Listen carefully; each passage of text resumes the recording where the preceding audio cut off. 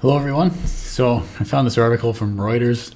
Headline is Tesla to build Shanghai factory to make megapack batteries. Xinhua reports. So it caught my eye and I thought, I haven't gone through it yet, so I thought we'd go through it together and then I'll highlight my thoughts on it. Tesla Inc. will build a factory in Shanghai to make the megapack energy storage product, Chinese state media outlet Xinhua reported on Sunday.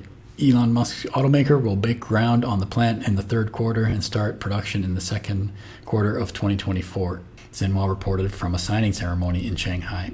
Complementing a huge existing Shanghai plant making electric vehicles, the new factory will initially produce 10,000 megapack units a year, equal to around 40 gigawatt hours of energy storage to be sold globally, Xinhua said. So this is same size as the Lathrop factory. Sounds like they're going to be building it pretty quickly, with the second quarter of 2024 being the start of production. So that's a pretty ambitious goal. But we saw from the automotive assembly plant was produced in record time. In less than a year, they broke ground and had it up and running. So China is pretty efficient in that manner. So, and I think the Megapack factory will be a little easier to get up and running than a automotive assembly plant for Tesla. With the new Shanghai plant, Tesla will take advantage of China's world-leading battery supply chain to ramp up output and lower costs of its Megapack lithium-ion battery units to meet rising demand of energy storage globally as the world shifts to use more renewable energy. Yeah, there seems to be no limit of demand here for the Megapacks, grid storage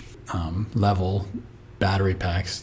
These are packs that they are as big as they can possibly be and fit on a transport truck. Tesla currently has a mega factory in Lathrop, California, capable of manufacturing 10,000 megapacks per year. So yeah, it's going to be the same size of the Lathrop factory.